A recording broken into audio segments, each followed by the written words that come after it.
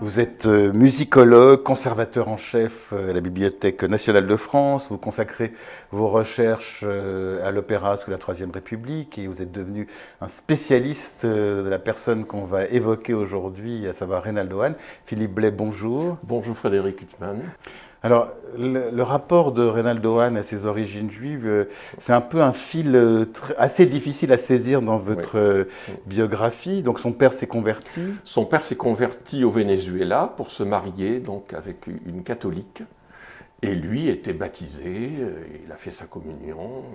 Voilà, mais ce n'était pas du tout un croyant.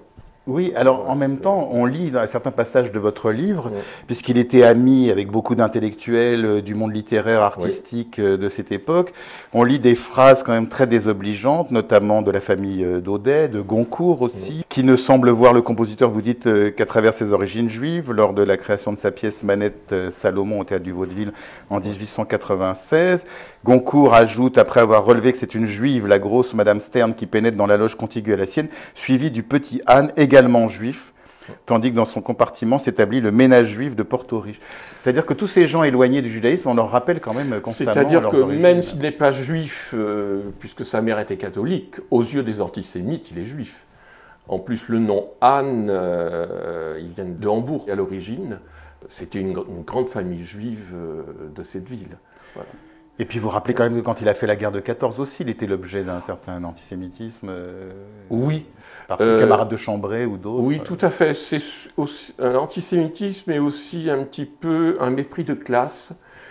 C'est-à-dire que certains camarades considéraient qu'il était planqué parce qu'il est resté très longtemps à Albi en attendant d'aller au front. Et puis finalement, n'y tenant plus, il est allé au front dès qu'il a pu pour prouver justement qu'il n'était pas planqué. Alors, ce Reynaldo Hahn, c'est vraiment, à travers votre biographie, une personnalité très attachante. Donc, je le dis, on a souvent une vision caricaturale, cet homme mondain, ce qu'il était aussi, parce qu'il a quand même réussi grâce au soutien de Marguerite de Saint-Marceau, ou de Madeleine Lemaire, ou de Vinaretta Saint-Ger-Polignac, qui étaient vraiment des dames qui organisaient des concerts. C'est un mondain, alors, il ne faut pas le nier. Mais lui-même, il le dit dans son journal, parfois il le regrette. Il ne peut pas s'empêcher, en quelque sorte, d'aller dans le monde et de briller. Mais je dirais qu'il y a deux périodes dans sa vie, justement. Cette période-là, je dirais que ça va jusqu'à la guerre de 14. Et après la guerre, c'est quand même un autre homme qui naît et qui est beaucoup plus sombre. Et alors, comme Proust, il va être engagé dans l'affaire Dreyfus, il va signer une pétition des intellectuels en 1898. Oui, tout à fait. Donc c'est aussi un geste de courage. Il va même suivre le procès Dreyfus en partie. Et à l'époque, c'est la création de son premier opéra, L'Île du Rêve, à l'Opéra Comique. Et Madeleine Lemaire, justement, lui rappelle qu'au lieu d'aller suivre le procès Zola, il ferait mieux de s'occuper de ses répétitions. Mais lui, il n'en a que faire. Oui, c'est quand même un courage. D'ailleurs, on voit dans Proust aussi les combats dans les salons entre Dreyfusards et anti-Dreyfusards. C'est un courage aussi par rapport à son milieu. Par rapport à son milieu, c'est très curieux parce que dans ce milieu, prenons l'exemple des Daudet, une famille très antisémite, qui a toujours été très amie avec Hahn, et Hahn les a fréquentés jusqu'au bout. Je pense qu'il n'abordait pas certains sujets, de toute évidence. Nous avons fait un beau voyage. Nous avons fait un beau voyage. Nous arrêtons à tous les pas. Nous arrêtons à tous les pas. Buvons du cidre à chaque village. Buvons du cidre à chaque village. Cueillons les clous des lilas. Cueillons les clous des lilas. Nous avons rencontré des nains sympathiques, Des lapins prolifiques. des chapeaux, des berceaux, Nous avons rencontré des soifs distingués. des poules intriguées et des cœurs de pinsons. Nous avons rencontré Monsieur le maire et le curé. La mercière et son frère, leur sœur et sa sœur. Nous avons fait des découvertes. Nous avons fait des découvertes. On refuse du monde dans les nids. Une seule rose, c'est un fête. Enfin, papillons réunis. Nous avons fait un bon voyage. Nous avons fait un beau voyage. C'est le premier jour du C'est le printemps. premier jour du printemps. Les oiseaux se mettent en ménage. Les autres se mettent au ménage. Tout le monde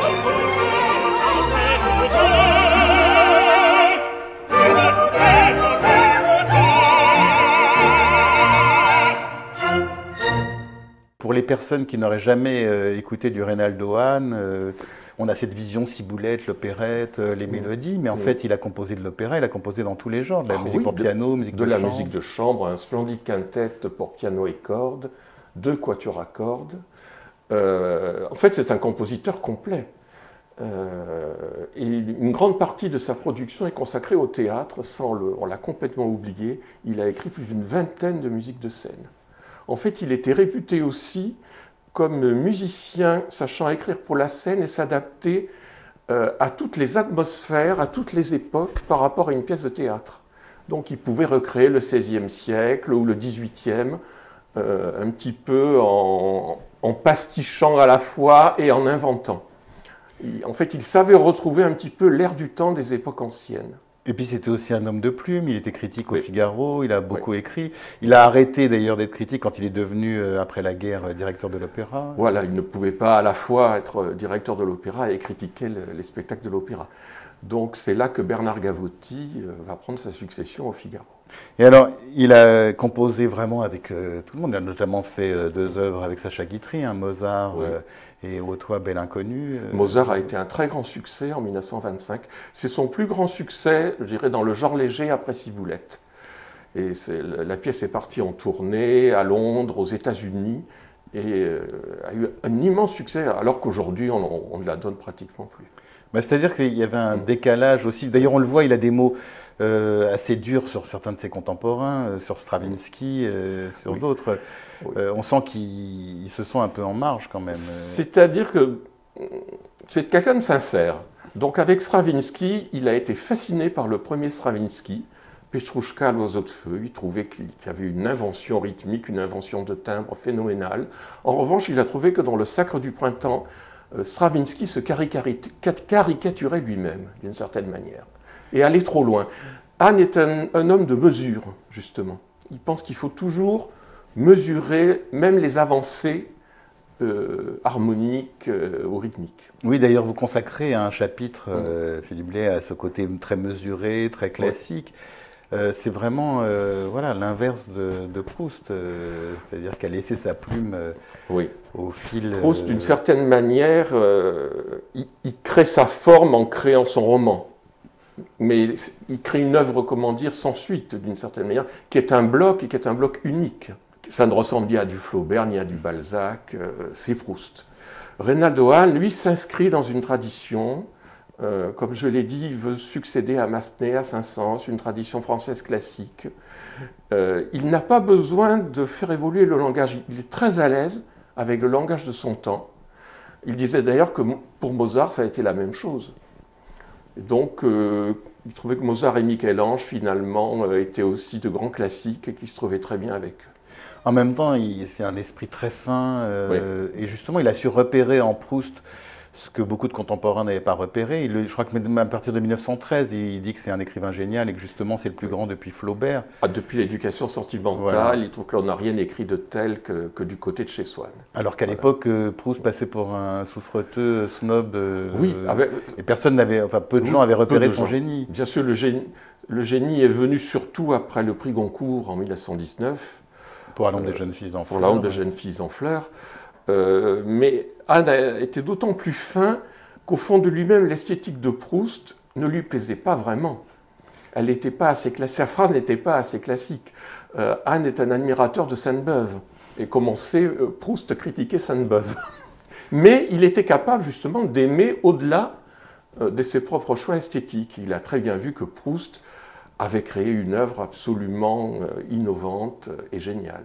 Alors Reynaldo Hahn, il va collaborer avec énormément de grands talents de son époque. On parlait de Sacha Guitry, il y a eu Robert de Flers et Francis de Croisset pour Ciboulette. Et il y a aussi des noms plus inattendus, comme Edmond Flegg, avec lequel il va écrire un oratorio. Une cantate. Oui, La Reine de Sheba. C'est d'ailleurs très curieux, je n'ai pas trouvé beaucoup de sources sur ses rapports avec Edmond Flegg. C'est presque la première œuvre inspirée par le judaïsme qu'il écrit. Qui est un petit peu sans suite. Je pense qu'il était aussi, par rapport à cette cantate, à la recherche d'une couleur orientale, justement. Vous dites d'ailleurs d'Edmond Flegg, il est considéré comme le grand poète juif de la littérature française. qui a su retrouver l'accent biblique, les images éclatantes et le vaste rythme des psaumes. Et il fait l'admiration de Reynaldo Hahn, ce que vous dites dans cette biographie. Il est fasciné par le poète enflammé et le puissant coloriste. Voilà, en fait, c'est l'écrivain qui l'admire avant tout. D'ailleurs, Edmond Fleck est surtout connu justement par notamment le public d'Acadème pour une grande figure juive qui a écrit beaucoup sur la Bible. C'est étonnant parce que là, on donne, en ce moment, on a donné Oedipe d'Enesco, dont il a écrit aussi le livret. Oui, c'est très étonnant. Oui, c'est très étonnant. Mais comme je vous dis, c'est un peu une œuvre unique dans son inspiration.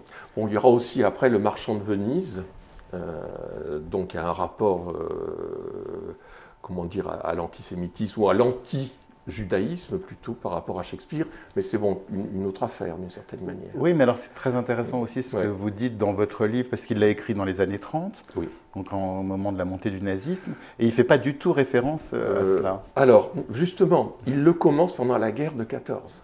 Ah, ça Donc justement, il ne faut pas du tout croire qu'il est inspiré par les problèmes politiques de l'époque dans Le Marchand de Venise, absolument pas.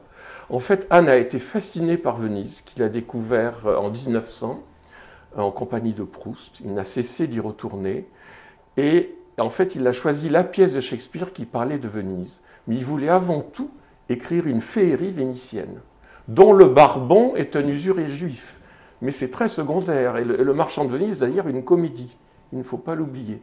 Et certains metteurs en scène, notamment à Saint-Étienne, quand l'œuvre a été remontée, ont voulu absolument tirer l'œuvre vers le drame sanguinaire, et ça ne fonctionne pas. Le Marchand de Venise, il y a le problème aujourd'hui de l'antisémitisme. C'est compliqué, je pense, pour le public, de considérer cette œuvre comme une simple fantaisie, une féerie, une fantaisie vénitienne et une comédie, alors que bon, il y a eu la Shoah, enfin, on ne peut plus la voir comme Hahn la voyait en 1914, d'une certaine manière.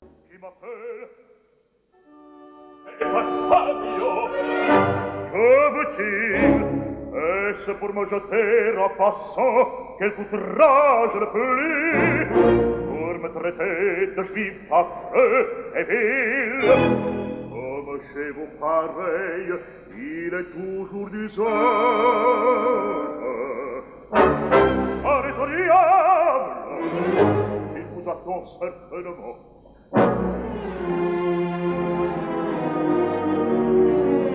Sois-là, sortez donc de votre repère, je viens vous une affaire qui peut vous procurer des cas intéressants.